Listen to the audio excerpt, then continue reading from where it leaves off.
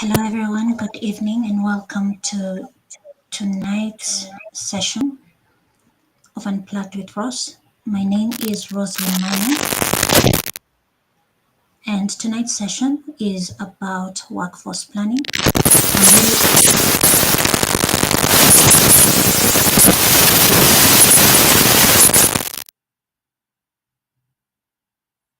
sorry about that background noise. I'm really honored to have you here tonight, and I'm joined by Nicholas Cassidy. Nicholas is an award-winning global talent strategist with over 15 years experience shaping people and organizational excellence. He is the founder and managing partner at Pan-African Talent Hub. He's a certified psychometric practitioner and sought-after leader. He's a recognized 2023, he was recognized Kenya's top 20 disruptive people leaders, and in 2024, top 20 disruptive freelancers in Africa. He is passionate about unlocking Africa's human capital potential. Tonight, he is joining us as we tackle the topic on workforce planning, a critical component in any organization, and I'm certain that each and every one of us will benefit from this discussion. Thank you very much for joining us tonight. Nick, karibu sana.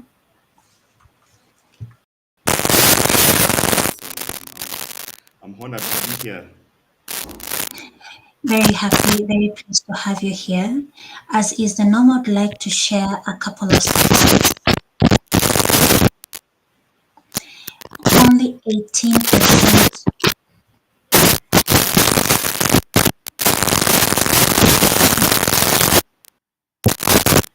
I do apologize for that background noise.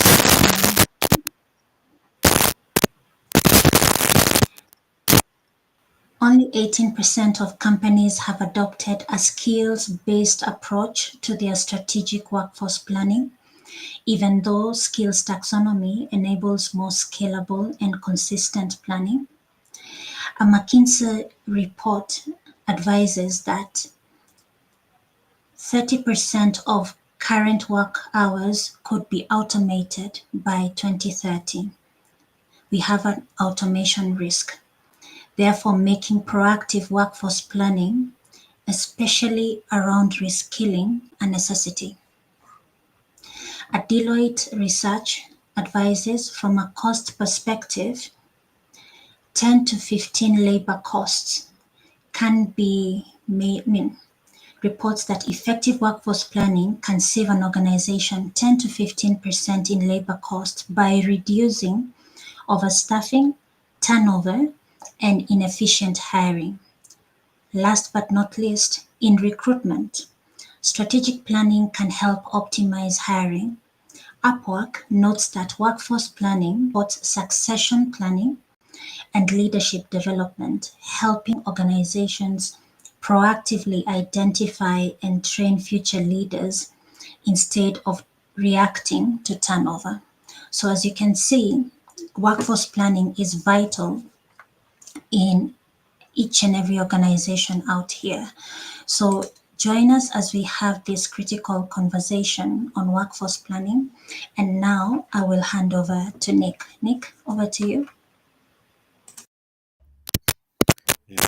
No, thank you so much, Rose, for that introduction. I think you have captured it quite well. The real essence of strategic workforce planning, and it's an area that I'm usually very keen about in terms of you know, just looking at what's happening out there in the industry, the different dynamics in the different sectors of the workforce, seeing some of the challenges, most CEOs report when it comes to skills and the scarcity in terms of their critical talent. And then at the end of the day, it just boils down to how well do we plan around our staff? How well do we plan around some of these resources, especially when it comes to the workforce? We need, both in the short and in the long term.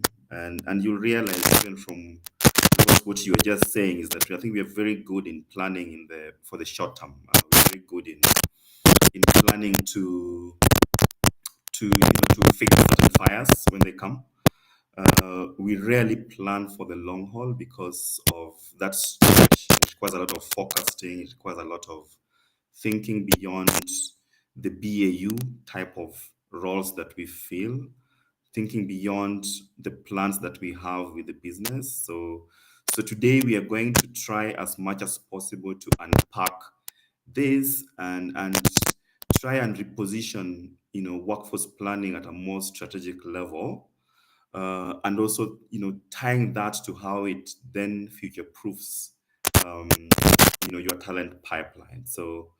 Um, so Rose, I'll try and just talk through some of those four areas, which I've already highlighted. I think the first thing is around the strategic alignment. The second one is forecasting and skills, and that's where we look at the skills taxonomy and how we can leverage that a bit better. And the third thing is around agility and tech, how well we are leveraging our tech stack, AI, and being more efficient when we talk about workforce planning. And then finally, which is also very key, is how we anchor this on culture and the ROI that comes out of it. Yeah. So when you think about strategic alignment, it's thinking big picture. This is not a departmental thing. So thinking big picture and how you translate this into the entire business infrastructure. And most, I think traditionally workforce planning has been housed under human resources. And what you're saying is that looking at the current workforce dynamics and the future of work and the current challenges with critical staffing within some of our organizations, we need to think about moving this beyond just a function responsibility, really making it part and parcel of the business cycle. And usually it starts. Nick, So you're saying something? sorry to interrupt. There's a bit of static noise on your end. Okay, so let me.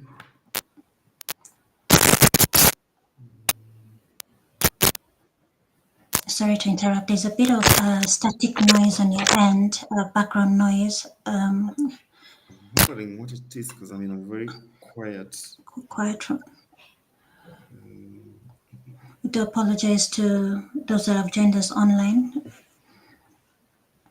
Just give us a minute to sort that out. Okay.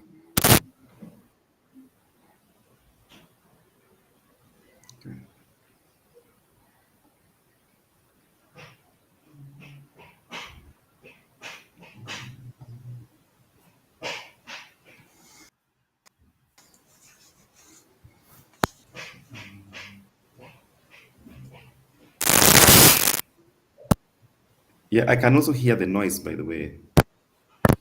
Yeah. I'm just wondering where it's coming from. Maybe if you have a headpiece, maybe you can use that. Probably it's going to work out better for you.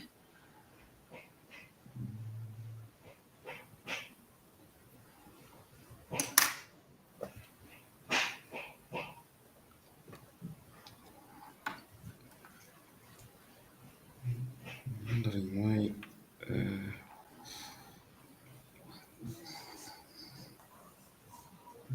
Okay. Let me see. If I switch off my.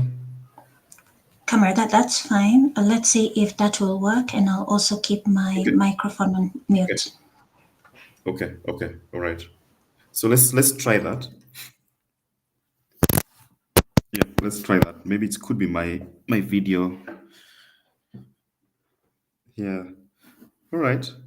So yeah, just picking up from where we had left. So the idea around workforce planning is to try and rethink our approach beyond the support function. I think for a long time this has been housed with HR, and then it tends to narrow it a little bit if we do not think through the bigger picture of the business.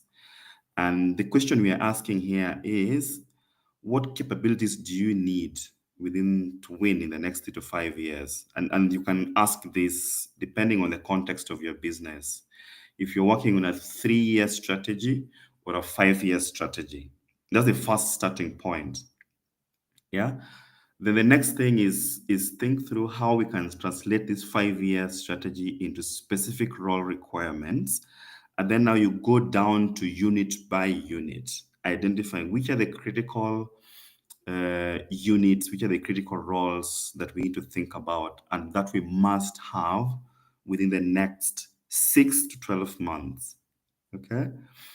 That kind of approach helps us to shift from just filling vacancies to start thinking of how do we build capabilities, because capabilities then would be dependent on the current existing skills which you have in the business, and we'll be asking ourselves, are we fully optimized to win in the market based on our current existing skills, or we may need to rethink how we're building what we already have instead of just filling vacancies. Yeah. And then workforce now becomes more of an investment portfolio rather than a cost center. So if you challenge a hiring manager, why are you filling this role now? Then it's more, you help them think through this as a long-term um, plan rather than just, filling or getting a replacement. And when you do this well, you will also realize that there are some roles when they fall off the structure, you don't have to replace them necessarily. Reason being, you're focusing, you have sort of thought about where the organization is going in the next 3 to 5 years, and you have determined the optimal number of staff that you need, both in the short and in the long term.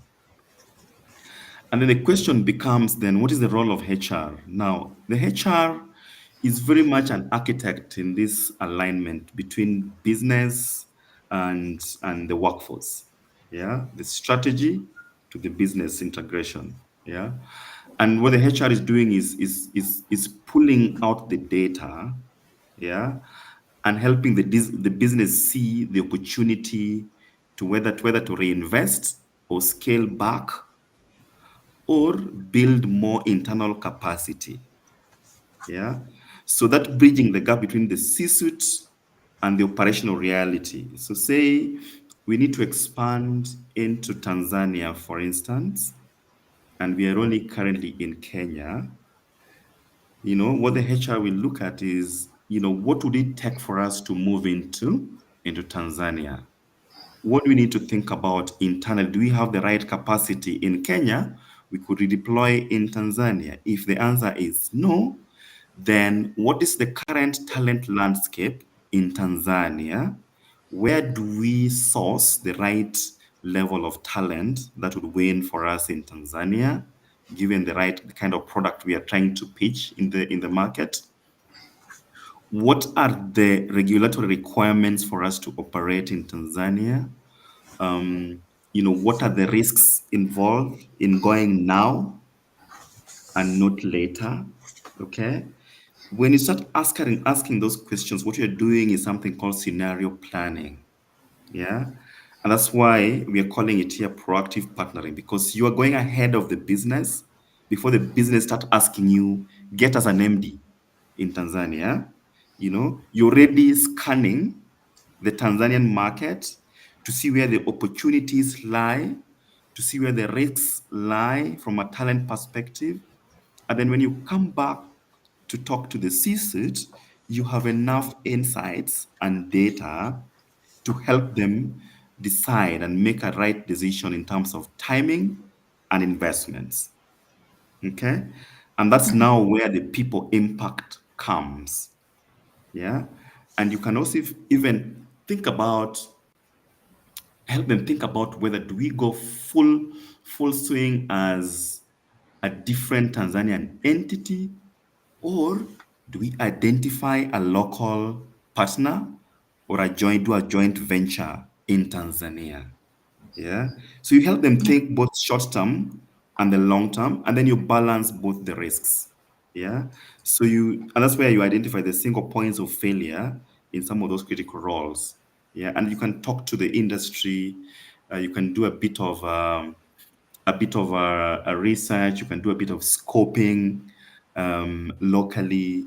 You can think through, what if we got people from Kenya or get an expert to come in for 2 years, and then do a knowledge transfer for the long term.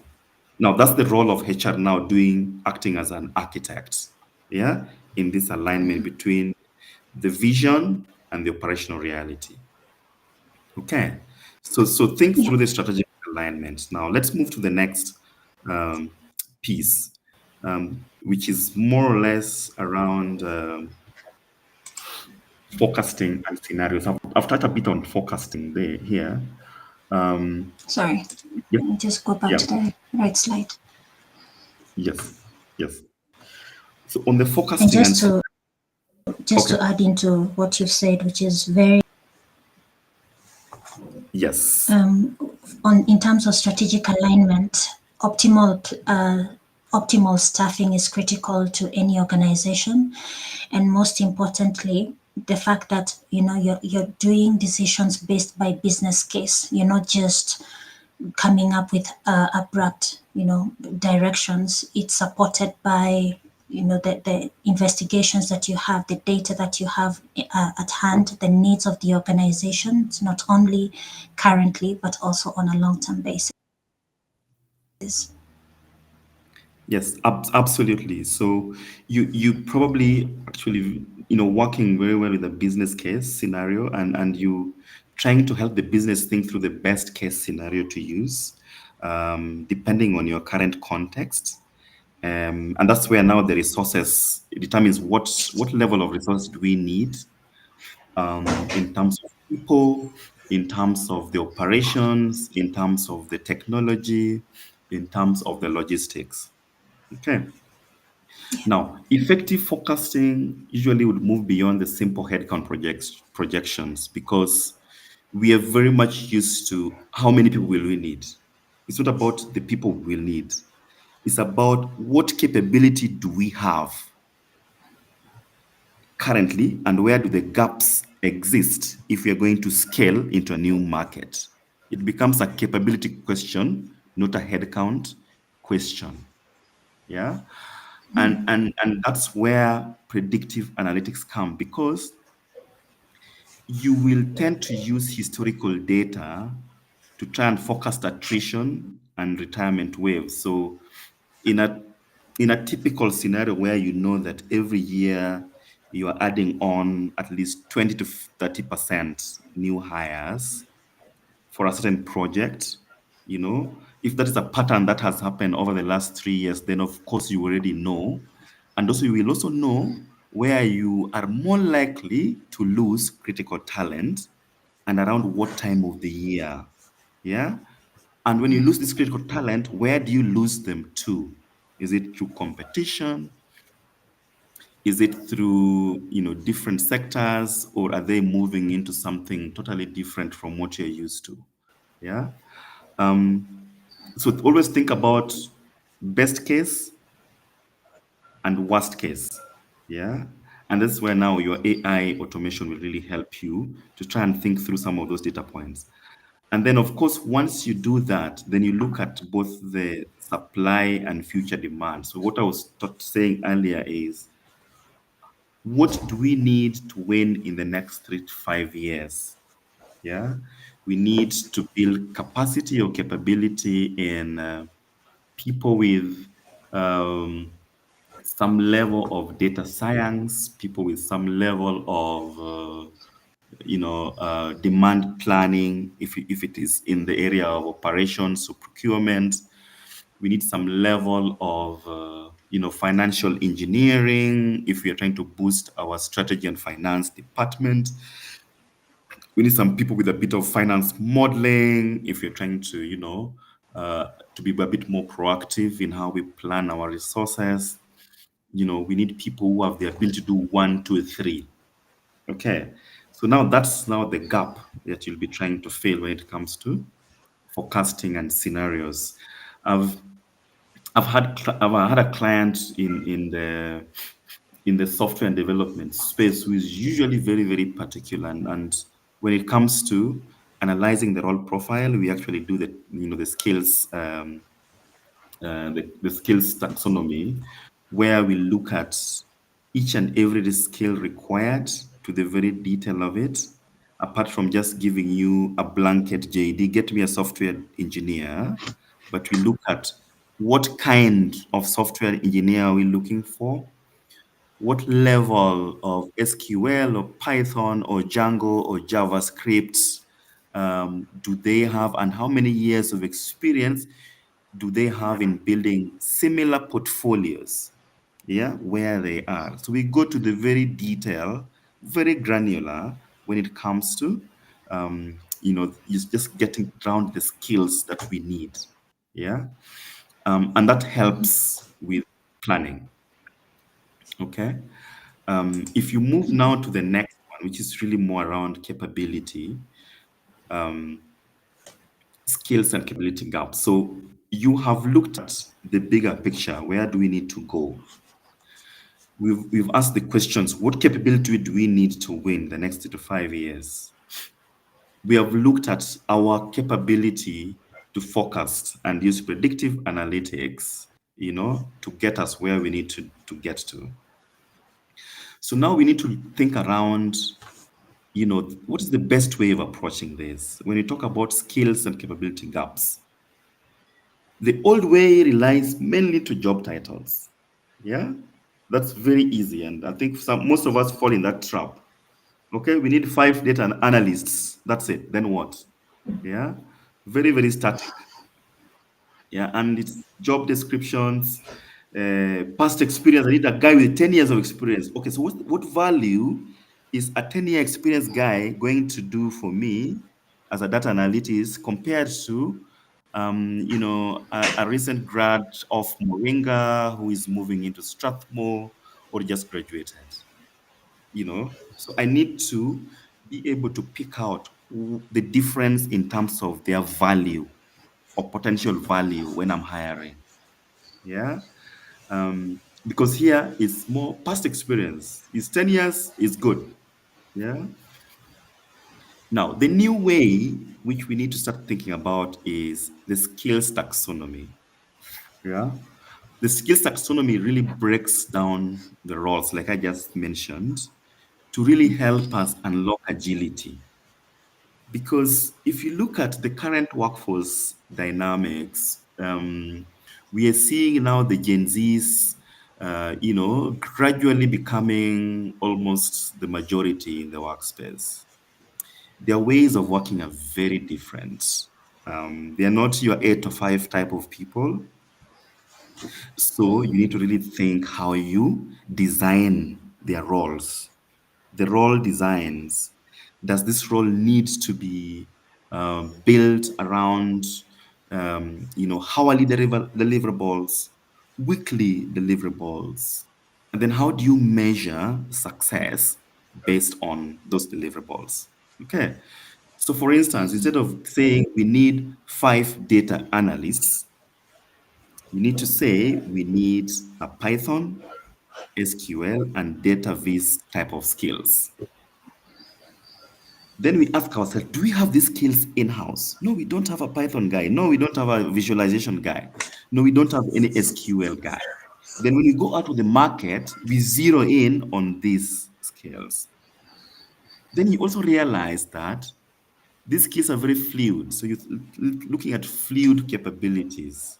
You may have a guy you hired, a graduate, say from Strathmore or wherever, and over time they've built their capability around some of these skills, and you see they have capacity to learn really fast. So sometimes instead of trying to take 6 months trying to hire that perfect fit, why don't you get this guy on a crash program, and take do for 2 3 weeks, get them to learn this particular skills area, and then test them over a period of time, and then let them pick up and run with the projects. Yeah. Now, when you do that, you're hiring based on potentials and adjacencies. You're looking at who in the team do we have who has this, who in the team do we have who has this, and then combine those and put them into a team. Yeah. Where you build on each other's strengths. Yeah. Now, those are adjacencies. I know someone in marketing who has SQL. I know someone in projects who has project management. I know someone in here who has Tableau, who knows how to do the presentation. I know someone in finance who was able to help us with data visualization. Then you do the adjacencies. Yeah. This now helps to unlock internal mobility and cross-functional working. Very different from hiring just for marketing, hiring just for finance, hiring just for HR, and hiring just for IT. Yeah. So I wanted you to Yeah. get that difference. Yeah. I don't know, Roslyn, if you want to chip in. Uh, Yeah, I couldn't agree more with the pointers that you've given. And I think one of the critical things that we all need to understand is capabilities over years of experience. And I think that is the one thing we are transitioning also on a mindset perspective, where the Gen Zs are, you have people that have the skills. Obviously, when it comes to years of experience, that's for another day. We need to move away from, okay, it doesn't mean years of experience are not vital, but we also need to be open minded to the fact that people have these skills to offer, and that the fact that when a role is designed, clarity on the deliverables and measures of success will enable, even when it comes to people staying within a brand, because they're clear on what they need to do, they're clear on what is expected of them, and also the aspect of agility, fluidity of capabilities. It will allow for a lot of growth, cross-functional collaboration, and even those growth paths within an organization become the norm. So people know that not only will you be invested in, but also opportunities to grow and learn from your colleagues. Nick? yeah, yeah, yeah. Very, very true. Very, very true. So let's look at now the next one, which is which Yeah. asks the question: how are we leveraging technology, data, and AI, and how is it supporting our work to make sure that we're able to build this capability in-house? And first of all, that we know what we have, and also we know what we don't have internally. Um, I'm not so sure how many of you have undertaken an exercise around skills inventory, um, to really understand unit by unit where the gaps are and where the strengths are. Yeah, that's an exercise you may want to think Yeah. about, especially at the very basic level when you're trying to start workforce planning. You need to know first what we have and what we don't have. So it's very, very baseline, um, a skills inventory. And that's something that if you're keen, I mean, through Rose, we can have a conversation. Now, technology, as we know, is reshaping workforce planning. Just I think most of us probably are used to the manual spreadsheets, and really trying to get it to be more AI driven. And there are a number of tools. You can even start, building your own AI agents, because AI agents tend to learn from your patterns internally, and it becomes a bit more customized to really try and match what your internal talent to the open projects that you have based on the skills profile. So you will have it will help you create the skills profiles you have within the business. And whenever you have a new project coming up, the agent will help to match what you have internally to the project so that you don't have to really do a lot of manual intervention. The other beauty is it's real time. Yeah. So you have a QBR, a quarterly business review, or a monthly business review. All you need to do is, position a dashboard, a one pager, and guys can see where we are in terms of critical roles, critical projects, flight risks. If you've done an engagement survey in the last 6 or 1 year, you can see some of the insights coming from the engagement survey. What are our people telling us? And where do we need to really support in terms of the people side of things, the resources side of things, and even the investment? Yeah, because it's real-time analytics. It makes your work so easy in terms of, the rate of attrition, rate of turnover, high chances of losing your critical talent, sources of hire, do we need to rethink, rate of engagement with the teams.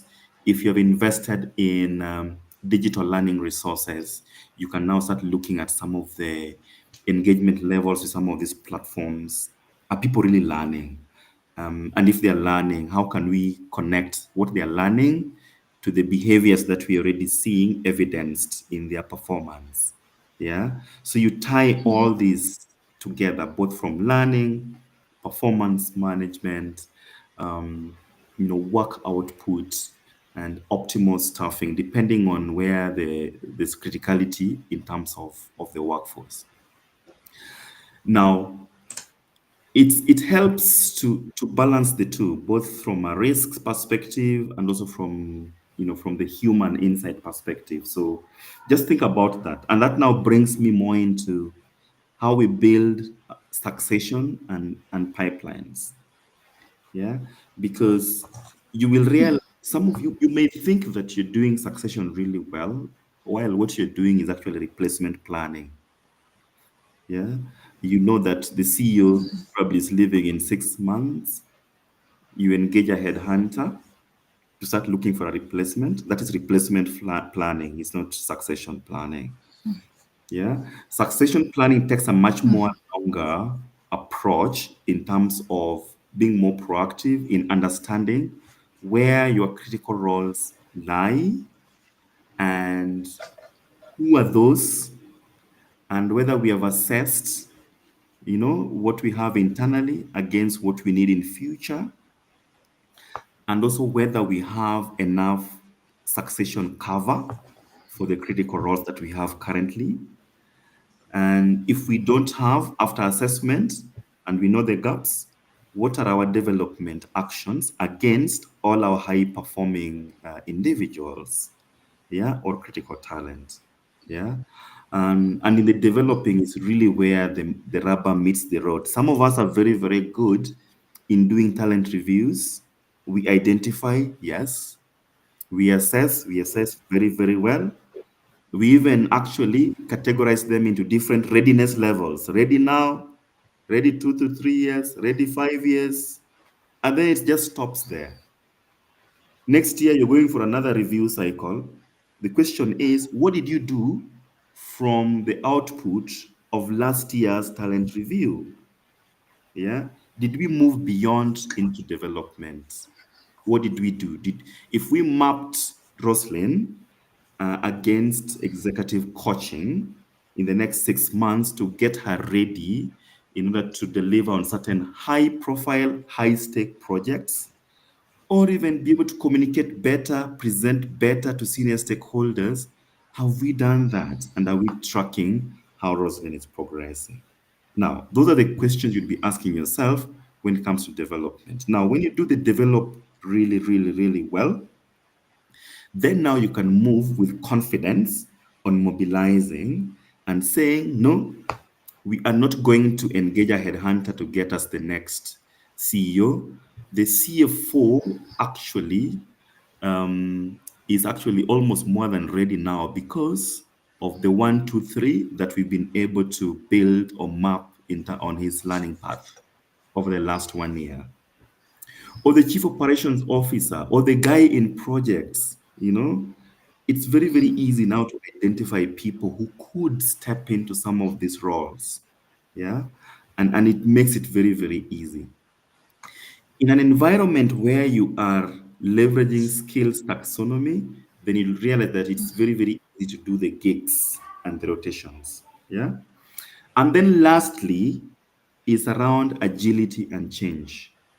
With the gig economy, we cannot use the traditional workforce planning. Like I said, integrate contingent workers into your overall planning, yeah, without having fixed costs that, we're only talking open-ended contracts. So integrate different, players into that space so that you're actually maximizing more on productivity and output. Cross-functional teams, now some do it really well in the fintech space or in the technology and infrastructure space. I know Safaricom does very, very well. They have tribes. Some already have, are using agile in building some of these teams. So think about how your teams could work well to deliver on the core of the business. Because when you do that, it's very, very easy for you to do rapid redeployment because, we are struggling in this area. Let me get someone in marketing who I know has always had an interest in projects or in operations or to go into commercial and redeploy them with a commercial team, to help us run in the next 6 months and get this project to life. Okay. So no, those are the things that you'll be dealing with when it comes to rapid deployment. And especially because you've really thought through, working with fluid capabilities, flexible teams, supported by a very well thought out and predictive analytics and data on what the plan would look like.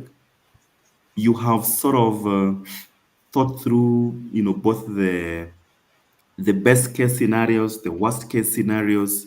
You've given plan A, you've given plan B, and you've given plan C. So when the board meets, it's very, very easy for them to say, if we were to go with plan B, because we may not have enough money for plan A. Plan A is a Mercedes. It's the best. Is out of this world, but we don't have enough money to implement plan A. So let's go for plan B. Plan B means that we are still mitigating the risk. Yes, it may not be the ideal situation, but it will solve the problem. Plan C could mean that, you know what, not now, later, the next financial year, let's build in the budget, build in the next budgeting cycle. Yeah. Now, that's how you do strategic workforce planning. It is fully, fully integrated into the business, and you really understand where we are going and where we are coming from. Then finally, you need the right cultural component to make this work. Yeah. People don't leave companies. Guys have always thought people leave managers. No, they leave stagnant roles. If I'm not growing, it means my manager is aware of that. I'm not growing. And I would want to go into something a bit more meaningful, something a bit more fluid. So I would look for a better role out elsewhere or a more challenging opportunity elsewhere. That's where career pathing comes in. Show your employees a clear future based on planned roles. Now, you could have the roles could be taking different shapes and formats, but let them see that there is something, possibility of progression. Yeah.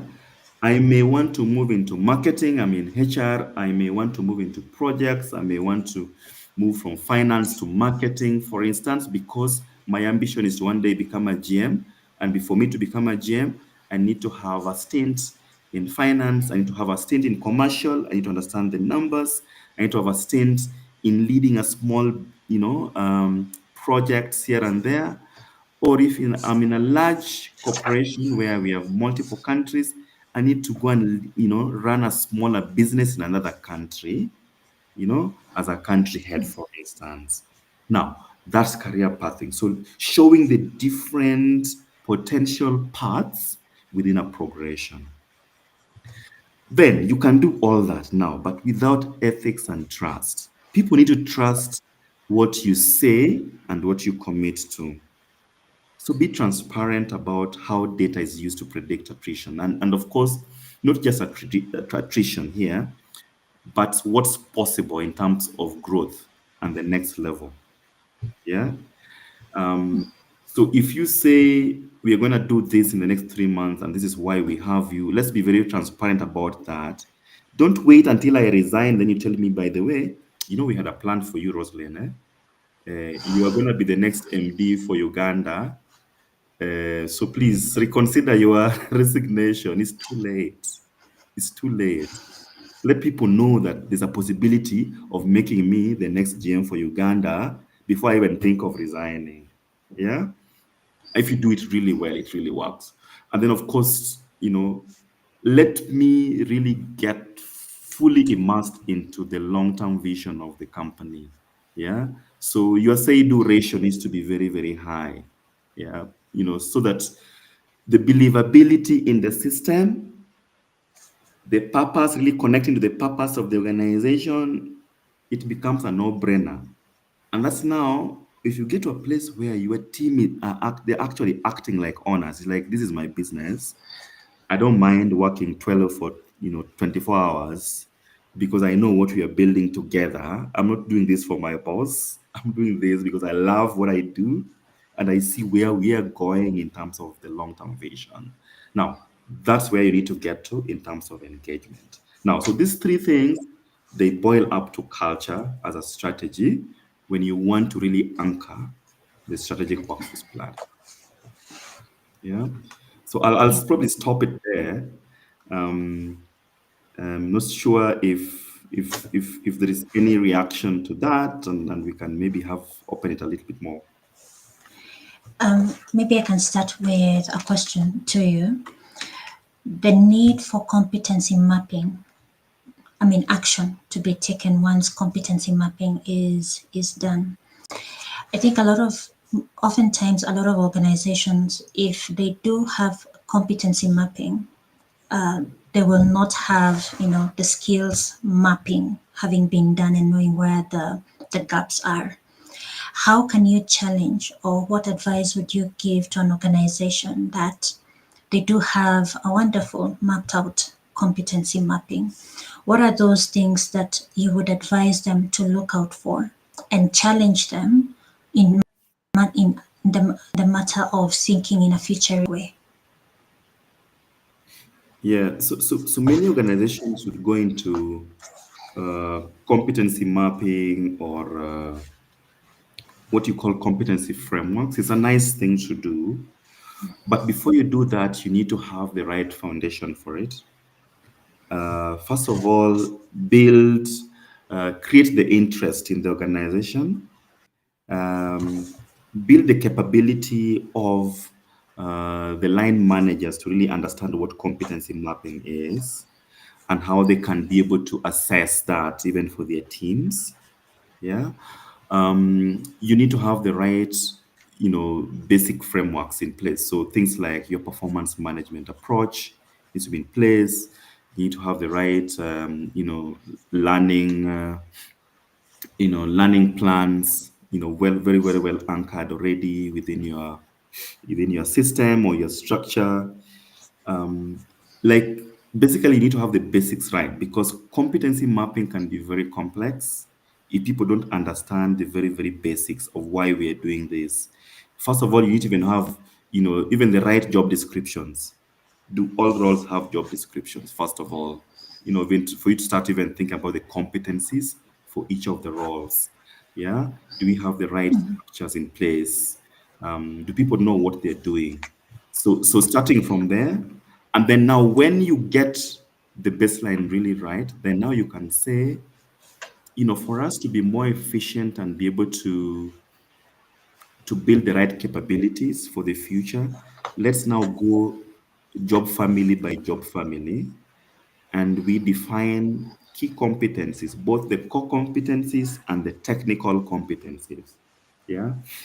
Usually the core competencies are easy to define because that one is they cut across, right? So if one of the core competencies is, say, digital disruption, and as a company, everything we do has to be oriented towards digital disruption to win in the market.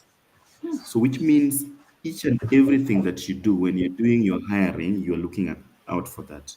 When you're doing promotions or internal whatever mobility, you're looking at that element of digital disruptions. Um, when you're looking at your assessment style for when you're hiring, you build it in your how you assess and how you hire. So this is just an example. And then the way I would challenge the businesses is do not go full throttle at the same time. Depending on the size of your organization, I would say start with a pilot department, say IT or say marketing, roll it out with a particular department or unit or function over 6 months, and then pivot, pivot and say, find out how is this going, try and build get some feedback, try and re-strategize if there are a few gaps in there. uh, Pilot helps because you're able to pick up some of the risks, you're able to pick out some of the gaps so that when you're now doing it for the entire organization, then it's totally, it's an all green. It's all green, good to go. Yeah. So always Yeah. start by get your foundation right, get the baseline data, fix some of those small cracks in the structure, have your policies in good place, have your job descriptions, and then go for it, And then most importantly is get buy-in from leadership. Because if there's no buy-in, no one is going to implement it. Yeah. Need to Yeah. be invested. Need to be invested behind that process. Perfect, step by step way of how to go about it. Now, it's one thing HR, supporting the organization strategically when it comes to workforce planning. However, we all know that it is not a one person agenda. It's all hands on deck. How can we build ownership when it comes to workforce planning and ensure that we are integrating other facets within, HR? L&D comes in, performance management comes in. How do we build the ownership when it comes to workforce planning? What are your recommendations? Yeah. So what I've seen from experience is the HR would play a very critical role as the architect of this. So they will be leading that conversation, but make sure that you can have a dedicated project management team or office or PMO to run with this, depending on whether you have the capacity internally. But the most important thing is ensure that the CEO is on board, because the reason why the CEO needs to be on board is that this workforce planning touches on the budgeting and the financial planning as well. Yeah. And it's really, really, really part and parcel of the strategy. Being part and parcel of the strategy means that you're not able to articulate any strategic components without the people aspect, you know. And that's why at the beginning of the year, have that meeting with the senior leadership team to start asking those questions of in terms of capabilities. Yeah. Where do we need to scale down? Where do we need to ramp up? Where do we need to borrow? Where do we need to deprioritize in the next 6 months, in the next quarter? Yeah. So that you sort of become like you know, you bring in all these guys. So you bring in finance in that meeting, so it becomes more or less like a steerco. Yeah. So if Yeah. you don't have the capacity for a PMO, then do a steerco. So the steerco, you have finance, you have the person who handles strategy, or the chief of staff who works very close with the CEO. Get your commercial people. Yeah, if you're in the commercial, space, get your operations person and get your tech people represented. So that steerco has to be all hands on deck. Yeah. And what you'll be doing is that you're going to be the main convener as the HR, because you understand more the people aspect, but then you'll be leading these conversations with data. Remember, you're leading with data. Yeah. So Yeah. clean up your data to make sure that you have the right data touching on attrition for the last 12 months, with the right data touching on the hiring trends in the last 12 months, the critical roles in the last 12 months and where you've really struggled. Look at the engagement pulse, yeah, and where the gaps have been quite a bit of a challenge, and then bring it to that conversation. So the steer usually helps to, bring all parties together functionally into this. That's why I said it has to move from a function to more into a much more larger business concern. I couldn't agree more. And the fact that, the steerco is integrating these other functions, they all play an integral part with how the workings or the success or failure of the activity at hand will go. Absolutely, absolutely, absolutely. And then you build in a periodic review or a schedule, where you keep each other accountable. Yeah. So if say tech was to procure for us or source for us a tool or help us work through an AI agent, they have to, deliver that side of their piece. If HR was to make sure that we have the right data or the dashboard in place for this, it's there. Finance has to make sure that all these things we're talking about in the steer are also built into the budgeting cycle. We have them. Yeah. Yeah. Marketing has to make sure that we have the right portfolios out there. We are speaking the right language. We are doing the right forecasting. The market is telling us this. So those insights come into the steer as well. Now, one of the activities or one of the results that can come through following, say, the activity of workforce planning, especially where the direction of an organization is changing. So maybe some functions are going to shrink and some functions will come up. Actually, there will be new babies on the block. In consideration that the organization had, its current organogram, the current setup, how can we ensure that the engagement within the organization remains at par despite the risk of change? What are the tips of good change management as a result of workforce planning? Because the beauty of that is, for example, if certain skills are needed in future and we only have a baseline, it means that we need to upskill. If certain functions maybe will be done away with, but the people within those functions can actually make a good addition to maybe a new department, it means that new reskilling is required. So how do we ensure that the engagement within the organization remains central to everyone, but at the same time, the communication that goes out to everyone, it passes out a message that the organization's direction is this, and this is how we are going to support the people.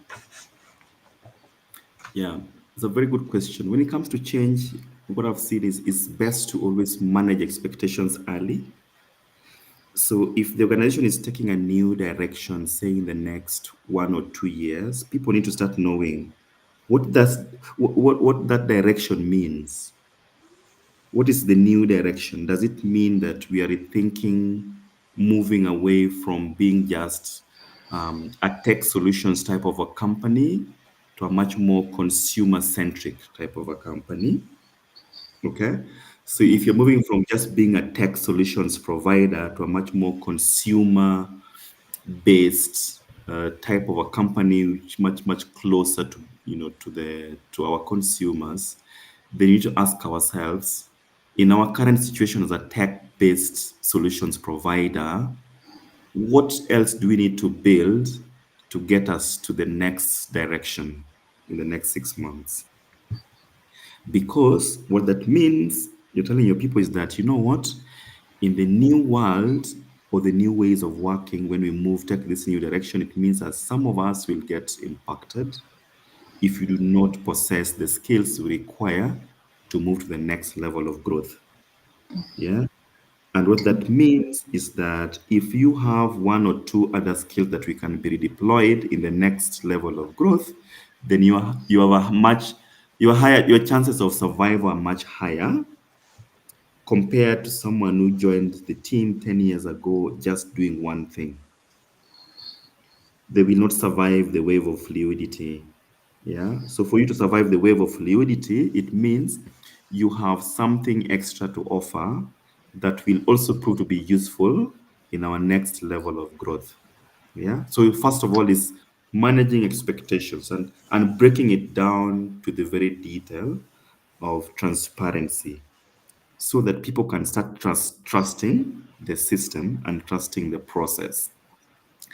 Um, then second thing is you have to distill exactly what that new level of growth would mean, even to the people who would remain.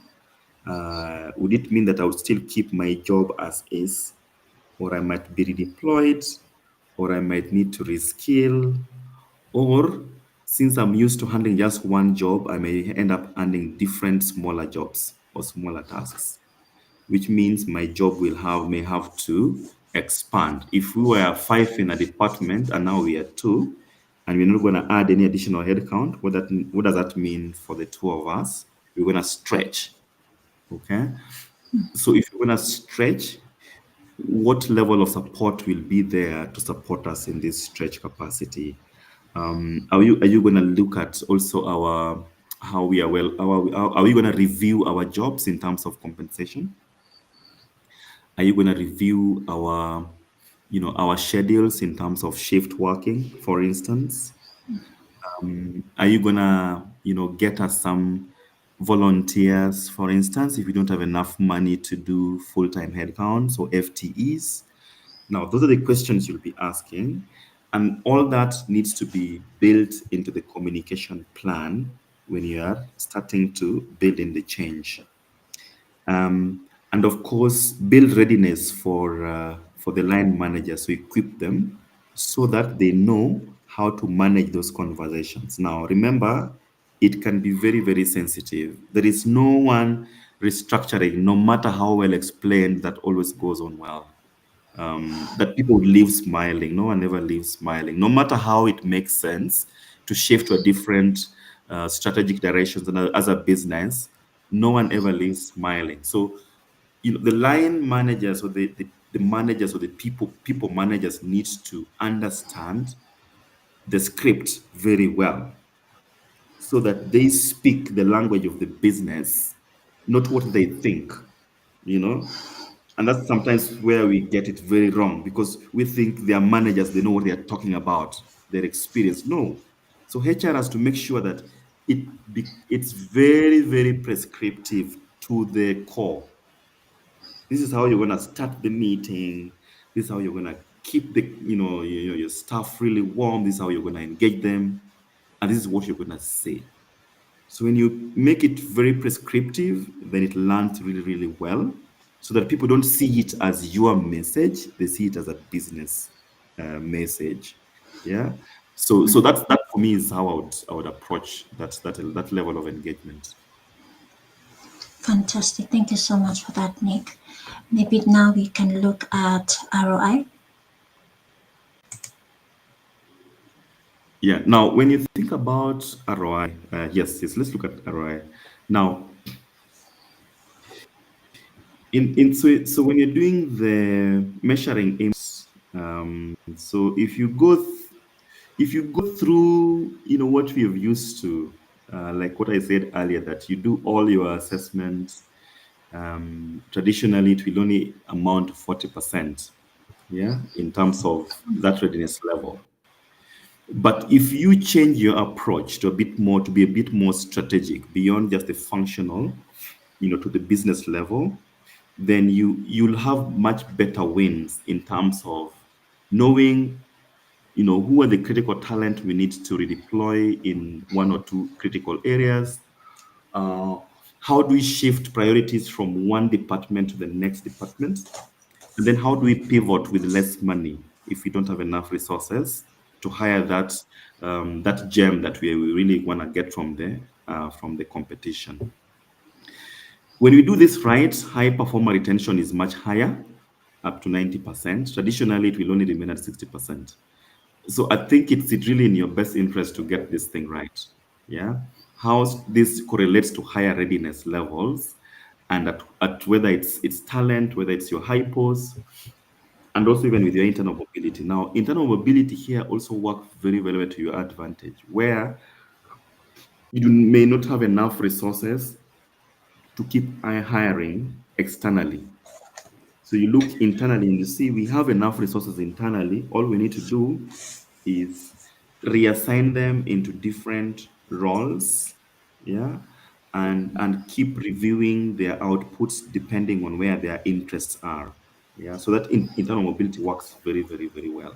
Yeah. So think about ROI in terms of readiness, and in terms of critical talent, look at the succession cover. Yeah. What does good succession cover look like? Is it 60%? Is it 70%? Is it 80%? Is it 100%? If you go and reassess where you are currently, do you even have one? Are you even at 10% or 20% succession cover? If one of your top critical talent, and I'm not talking about the CEO here, you will realize is that in most of your organizations, the CEO is not even the most critical talent. Yeah, it could be that guy behind operations. So the guy behind the factory, the guy in the shop floor, who is keeping the machines running, 24 hours, 24/7.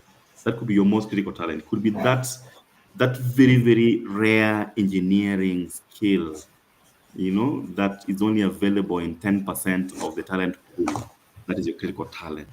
Now, for that guy to stay, really amounts to how well we plan for their roles or even for their career paths over the long haul. Yeah. And that's now where your ROI comes, because then ROI will then now feed into your profits, your revenue, your uptime. It will feed into your engagement levels. It will feed into your culture. So ROI builds into many things, yeah. But just try and map it out really well on what exactly are you measuring. Yeah, you may not even measure all these three, but just think about what are you really measuring at the end of the day. That's really what matters. Okay. Yeah. So I think Yeah. then yeah, then I think the last one is when it comes to implementation and culture. We spoke about silos, and I've also seen some managers who will never let their talent go elsewhere.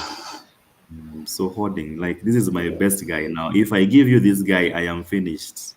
Yeah, we're gonna lag. Yeah, we're going to crumble as a department. This is our best. Yeah, that's not good talent practice. Let them go, because when they go, they create space, and then now you can start uplifting the others who are also working under them or with them in the same level. Yeah. So hoarding is, it's not the worst thing to do, but it's also not the best thing to do, right? If we want people to really grow. And then short-termism is around hiring only for the immediate fire. So we only hire to fix this, and then that's it. So that can be very counterproductive, especially if you're looking at the long term. Dirty. Relying on data or incomplete data, that's what I said. The HR as the architect needs to really clean the data, make sure that we have the baseline right before we even think about things around competency mapping and stuff. We've always done it this way. Now that is now being challenged by our very own wonderful Gen Zs.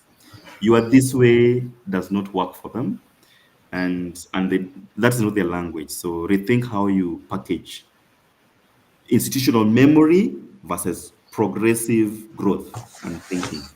Yeah, institutional memory versus progressive growth and thinking. Yeah, success factors around data democracy, insights. So don't hold information, don't hold data. Yeah, be generous with what you have. Be generous with what is working in your department. Share with that HOD who is struggling in their space, and just have a conversation. It might really go a long way. Continuous learning these days isn't about just sending people to Strathmore, to college, or to go for 3 months. It's an everyday thing. We learn on the go. Man, this is just one way of learning. You can have a podcast, you can have a YouTube, you can have bite-sized learning of Coursera, of, Udemy. I mean, there's so much out there. Um, to learn. And you can even build an enterprise-wide learning experience platform, where your team are able to access and consume content on demand and on the go. And then, of course, once you normalize that, then it becomes very, very easy. You don't have to, and all of this is now integrated into our collaboration tools like, Teams, Copilot, and Microsoft Suite has all these integrations. And then, of course, adaptation. So see what's happening out there. There's the mobile fast learning and local talent labs. So you talked about those. So just try and look at the best practice we have in your industry. And it doesn't really matter these days. Like, if I'm hiring say a brand manager within the drinks industry, they don't have to just have worked in the drinks industry. I can look at someone even from fintech. I can look at a product manager who has worked in a totally different, say in the financial services, and they really understand how to build brands. They understand how to the product innovation works. They do enough. They've had enough scoping of the market, so they understand the consumer psychology. They know how to work with retail data. Now, those are the kind of people you need to be thinking about. So let's open up our minds. Let's open up our thinking when you go out in the market to look for talent. It doesn't have to just be the people we are used to. We're looking for disruptors. And in the gig economy, it's very different. Yeah. People who have done things the same way may never get you where you need to go. Yeah. So you need to get some fresh eyes, or pairs of hands, or people to just look at your business very differently from the way you've looked at it. So the philosophy has always been hire people who are smarter than you, and you will never have to work a single day in your life. Just hire people who are smarter than you. Yeah. Give the vision. Yeah. Yeah. Give the roadmap. Just articulate exactly what needs to be done by when, by who, and let them just fly. Yeah. So I'll leave it there, Rosalind. This is an area I'm very passionate about, and we may not finish today. Now I can feel the passion coming through, and I can't help but become the devil's advocate when it comes to workforce planning and L&D. So if you're talking about reskilling, upskilling, you will find it's obviously a financial cost. There's a financial cost that is coming through to the organization. And you will find that some organization have study agreements or bonding that comes with it. A lot of people are not very keen with bonding because they find it to be very restrictive when it comes to the flexibility to change their jobs or the terms of it. How can we navigate this conversation whereby on one hand it is an expense to the organization, yes, but at the same time if the organization does not invest in their talent, then they will not be ready for the future. So how do you balance that? How is that conversation? What's the best way to hold that conversation? Yeah, it's usually like how do you call it? A catch 22 or the cat before the horse type of a situation where you will always be asking if we train and they leave. The other question is if we don't and they stay. Exactly. So who is benefiting who at the end of the day?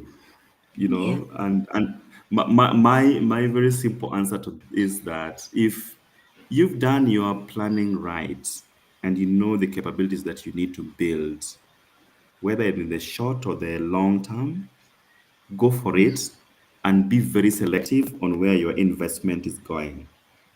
You don't have to train everyone. Yeah.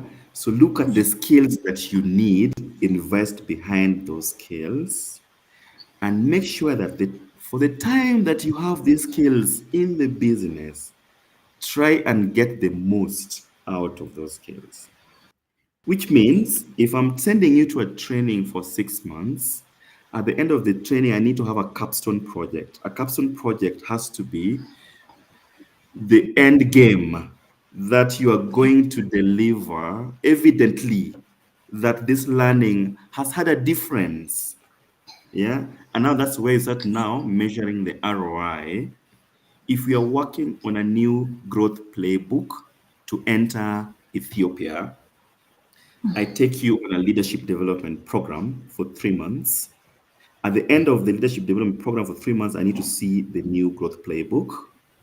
And if you're a group, you can work as a group and you're going to present this to the SMT, the C-suite, and eventually to the board.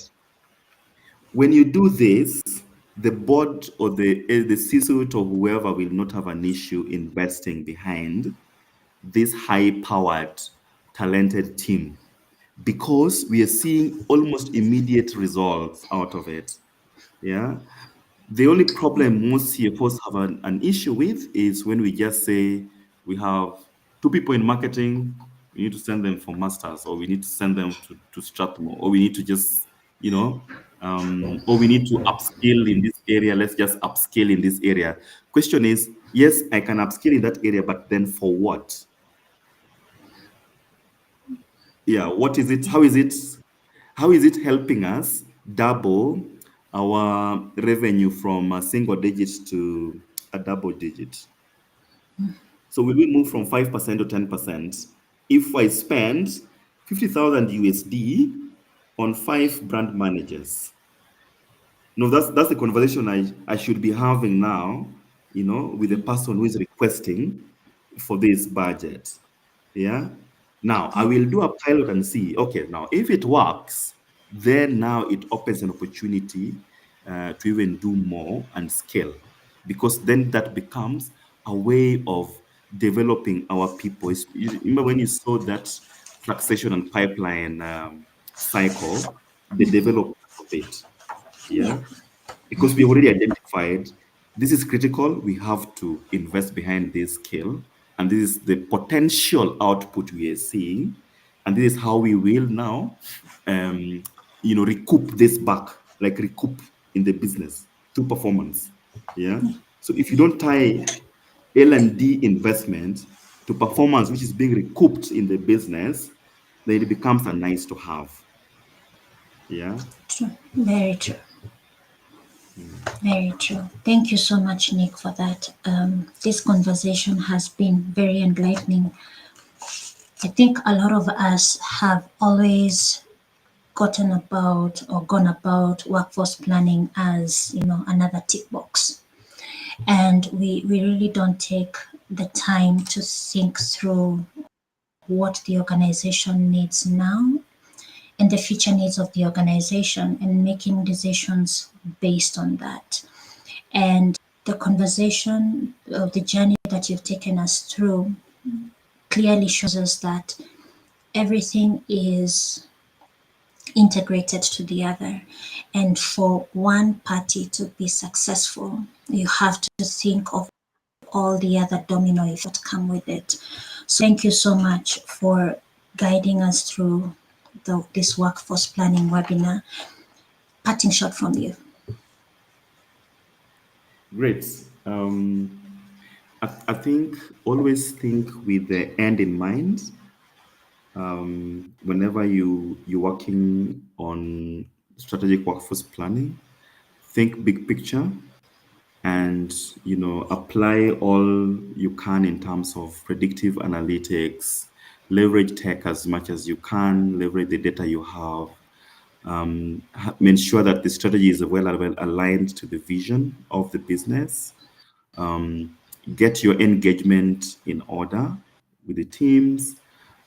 Ensure you have had enough background work on your skills taxonomy. Ensure you have the right designs in place in terms of the roles that you're looking at. In other words, what I'm saying is make sure your baseline is up to the task to contain the complexity around strategic workforce planning. If you don't get the basics right, then it will be an exercise in futility. Yeah. If you need external help or support, please feel free to reach out. If you don't know how to define critical roles, that could be a webinar for another session. Yeah, because it's a whole conversation. Yeah, How to identify, yeah, assess, whatever define critical roles. Yeah. But just make sure your yeah, baseline is okay.